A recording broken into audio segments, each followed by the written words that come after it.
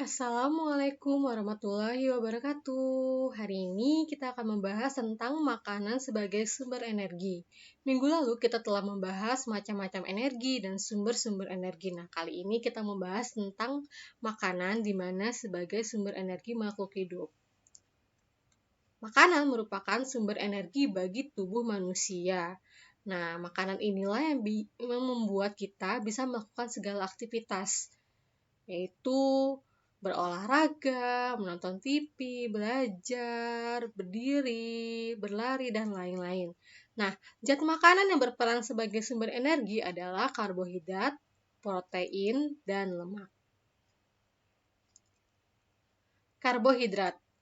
Karbohidrat merupakan senyawa kimia yang tersusun atas unsur-unsur karbon. Bahan makanan yang mengandung karbohidrat antara lain beras, jagung, kentang, gandum, umbi-umbian, dan buah-buahan yang rasanya manis.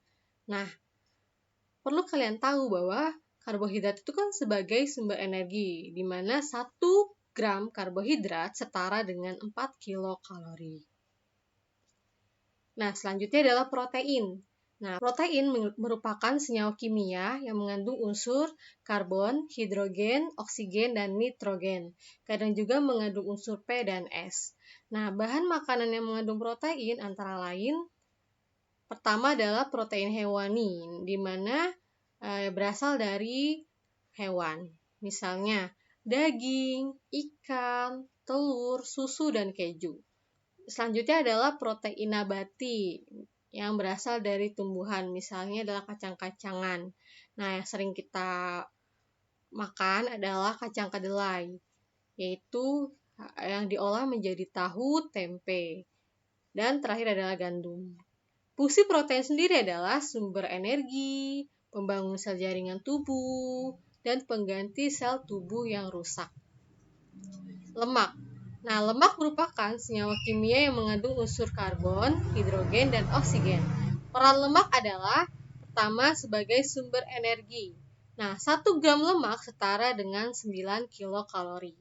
Yang kedua, melarutkan vitamin A, D, E, dan K. Yang ketiga, menyediakan asam lemak esensial bagi tubuh manusia. Yang keempat, pelindung organ-organ tubuh yang penting. Dan terakhir adalah pelindung tubuh dari suhu yang rendah. Jadi selalu menjaga suhu kita pada suhu yang normal. Nah, bahan makanan yang mengandung banyak lemak juga terbagi dua, yaitu lemak hewani dan lemak nabati. Lemak hewani yaitu keju, susu, daging, kuning telur, daging sapi, daging kambing, daging ayam, dan daging bebek. Lalu untuk lemak nabati ada kelapa, kemiri, kacang-kacangan, dan buah alpukat.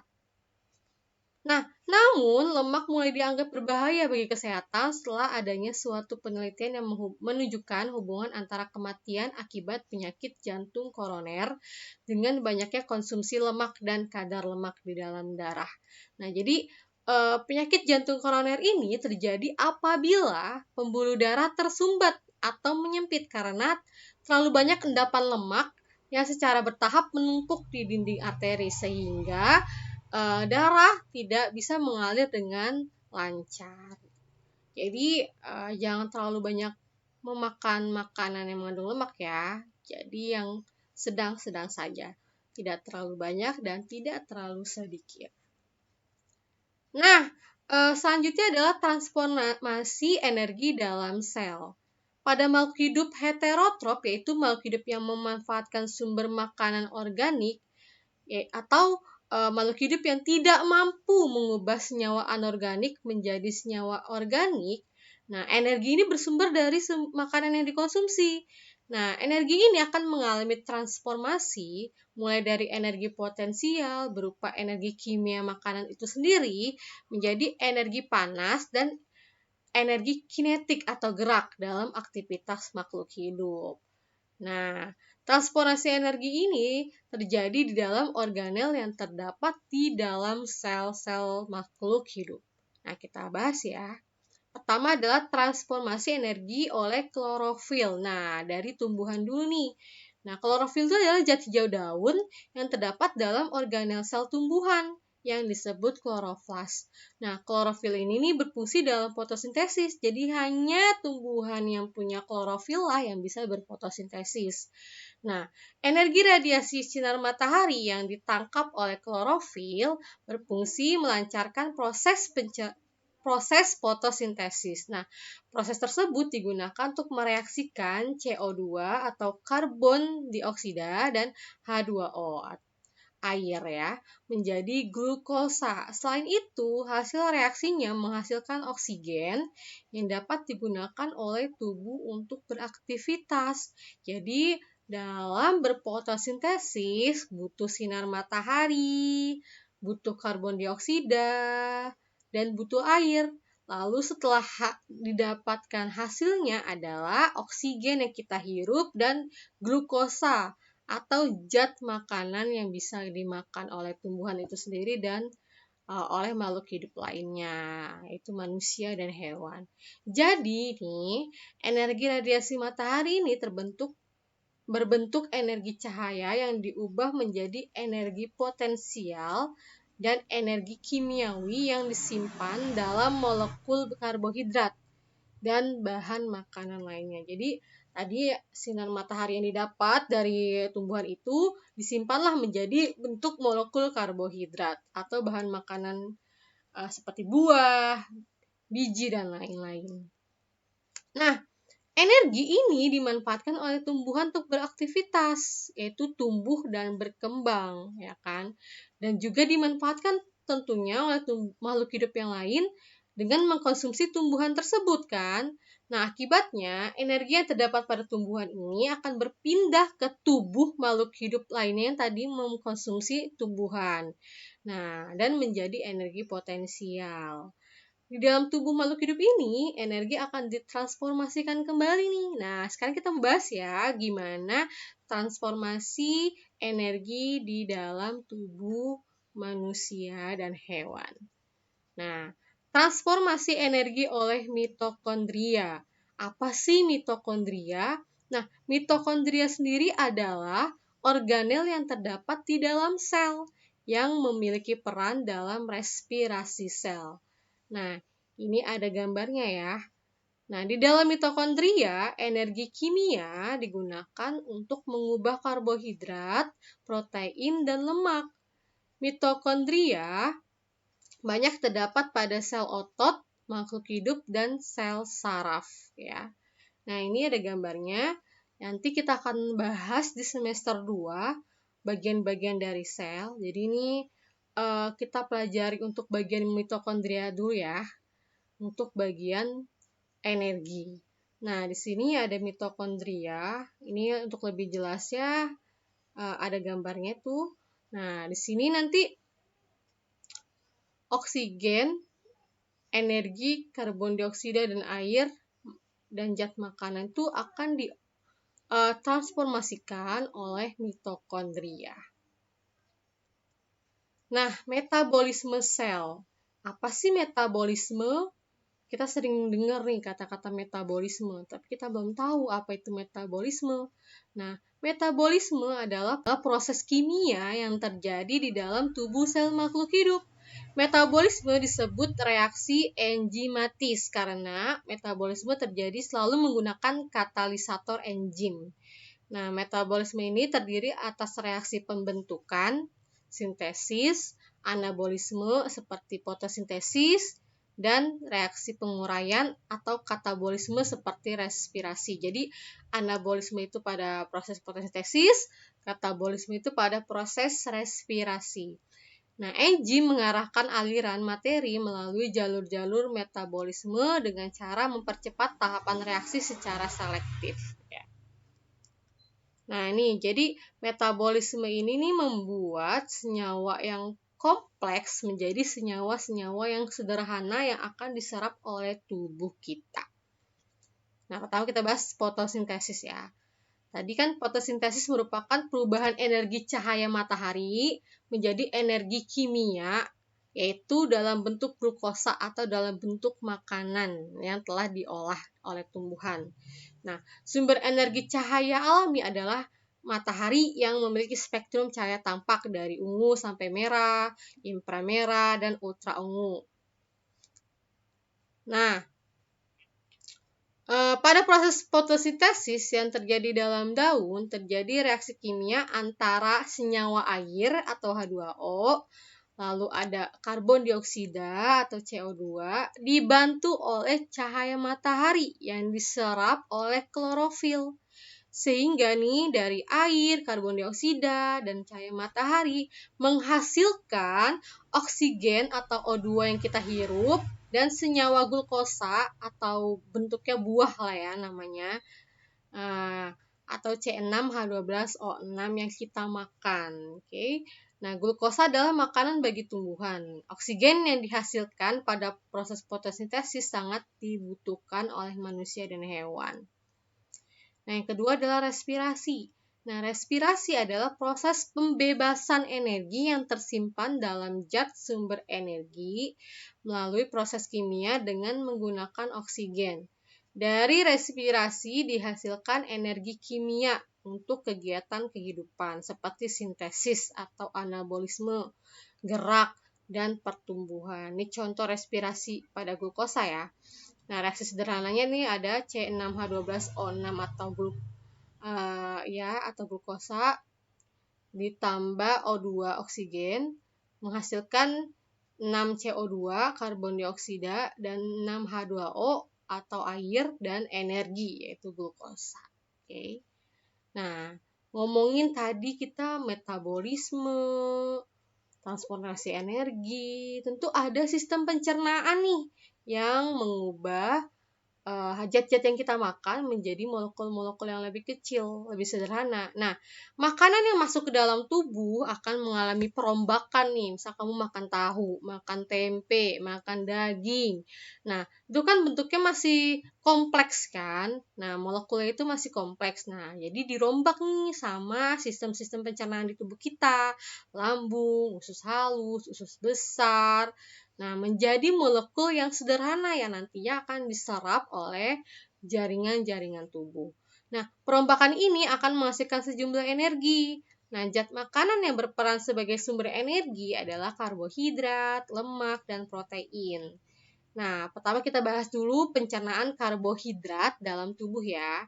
Nah, karbohidrat setelah dicerna di usus akan diserap nih oleh dinding usus dalam bentuk monosakarida. Jadi udah diubah nih dalam bentuk monosakarida. Nah, nanti monosakarida ini dibawa oleh aliran darah. Nah, jadi darah ini nih selain membawa oksigen, membawa udara, juga membawa makanan loh teman-teman. Jadi tubuh kita makan melalui darah. Oke, darah ini mengalirkan udara, mengalirkan oksigen dan zat makanan. Oke, gitu. Jadi itulah alat pengangkut makanan kita diedarkannya oleh darah. Nah, lanjut lagi ya. Nah, sebagian besar ada yang menuju hati dan sebagian kecilnya atau sebagian lainnya dibawa ke sel jaringan tertentu yang membutuhkan monosakarida. Nah, di dalam hati tadi kan ada yang sebagian besar disebarkan ke hati. Nah, di dalam hati ini monosakarida mengalami proses sintesis menghasilkan glikogen. Jadi diubah lagi nih jadi glikogen. Nah, lalu dioksida menjadi CO2 atau karbon dioksida dan H2O atau air, atau dilepas untuk dibawa oleh aliran darah ke bagian tubuh yang memerlukan. Nah, hati dapat mengatur nih kadar glukosa, kadar gula dalam darah atas bantuan hormon insulin yang dikeluarkan oleh kelenjar pankreas. Kenaikan proses pencernaan dan penyerapan karbohidrat menyebabkan glukosa dalam darah meningkat, sehingga sintesis glikogen dari glukosa oleh hati akan naik.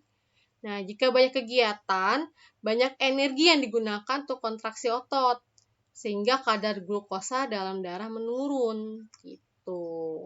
Lalu glikogen akan diuraikan menjadi glukosa yang selanjutnya mengalami katabolisme, menghasilkan energi kimia. Nah, tadi kan ngomongin hormon yang membantu mengatur kadar gula. Nah, ini adalah hormon-hormonnya nih. Pertama ada hormon insulin, dihasilkan oleh pankreas yaitu berfungsi untuk menurunkan kadar glukosa dalam darah. Yang kedua adalah hormon adrenalin, dihasilkan oleh korteks adrenal, berfungsi menaikkan kadar glukosa dalam darah. Nah, ini proses pencernaan karbohidrat yang terjadi di dalam tubuh ya. Jadi ini ada sistem-sistem pencernaannya. Pertama di mulut, lalu lambung, lalu masuk ke usus halus, duodenum, lalu ke usus halus lagi. Nah, di mulut itu amilum dibantu oleh enzim petialin menjadi maltosa. Lalu lalu ada amilum dibantu oleh enzim amilase, itu diubah menjadi maltosa juga. Nah, lalu maltosa dibantu oleh enzim maltase menghasilkan glukosa. Sukrosa dibantu oleh enzim sukrose menghasilkan fruktosa, dan laktosa dibantu oleh enzim laktose menghasilkan galaktosa dan glukosa. Nah, tadi jadi dari semua yang diolah kan menjadi sari-sari pati, lalu dicerna menjadi glukosa dan diserap dalam bentuk gula ya. Oke, nah digunakan untuk ada yang digunakan untuk proses oksidasi saat respirasi, ada yang diubah menjadi glikogen dan lemak ya. Nah, yang tadi dilepas digunakan untuk proses oksidasi itu menghasilkan energi buat kita bisa beraktivitas. Nah, ada juga yang diubah menjadi glikogen, disimpannya di hati dan otot, dan lemak itu disimpan di perut, sekeliling ginjal dan bawah kulit. Selanjutnya adalah pencernaan protein dalam tubuh. Nah, protein diubah menjadi asam amino oleh beberapa reaksi hidrolisis serta enzim-enzim yang bersangkutan. Nah, enzimnya antara lain ada pepsin, tripsin, kemotripsin, karboksipeptidase, dan animopeptidase. Nah, protein yang telah dipecah menjadi asam amino ini kemudian diabsorpsi atau menyerap atau masuk melalui dinding usus halus dan sampai ke pembuluh darah. Setelah diabsorpsi dan masuk ke dalam pembuluh darah, asam amino tersebut sebagian besar langsung digunakan oleh jaringan-jaringan tubuh kita nih. Nah, sebagian lain mengalami proses pelepasan gugus amin atau gugus yang mengandung nitrogen di hati. Proses pelepasan gugus amin ini dikenal dengan deaminasi protein. Lalu protein tidak dapat disimpan di dalam tubuh sehingga kelebihan protein itu akan segera dibuang nih atau diubah menjadi zat lain. Nah, zat sisa hasil penguraian protein tadi yang mengandung nitrogen akan dibuang bersama air seni kita, dan zat sisa yang tidak mengandung nitrogen akan diubah menjadi karbohidrat dan lemak. Nah, ini contohnya, misalnya kamu makan ikan, dihancurkan, nah, menggunakan air dan enzim yang melarutkan makanan, sehingga membentuk molekul yang lebih sederhana. Nah, lalu terbentuklah molekul-molekul protein yang lebih sederhana tadi, lalu dipecah lagi oleh enzim pepsin, lalu dipecah lagi dengan enzim erepsin, sehingga berubah menjadi asam amino, lalu diserap oleh jontot usus, lalu langsung diserap oleh jaringan untuk berbagai keperluan menurut fungsi protein. Lalu NH2 dan senyawa organik sederhana dikeluarkan ginjal berupa urea, amonia, yaitu air seni yang terkandung di air seni ya. Nah, sebagian lagi deaminasi di dalam hati atau liver menjadi asam keto. Nah, nanti siklus asam sitrat seperti metabolisme dan karbohidrat digunakannya untuk itu ya. Oke. Nah, oksidasi 1 gram protein dapat menghasilkan energi 4 kalori. Nah, kelebihan protein kadangkala mengakibatkan pembengkakan hati dan ginjal karena beban kerja organ-organ tersebut lebih berat dalam menguraikan protein dan mengeluarkannya melalui air seni. Jadi, sekali lagi yang Ibu bilang, untuk makan sekedarnya aja ya, sedang-sedang aja, jangan terlalu sedikit atau jangan terlalu banyak. Nah, ini adalah contoh akibat kekurangan protein. Jadi kekurangan protein pun tidak baik bagi tubuh. Tadi kan kalau kebanyakan juga nggak baik nih, pembengkakan hati dan ginjal. Nah, kalau kekurangan pun tidak baik juga, karena biasanya gangguan protein ini akan terjadi bersamaan dengan kekurangan karbohidrat. Nah, gangguannya sering dinamakan busung lapar atau hunger oedema.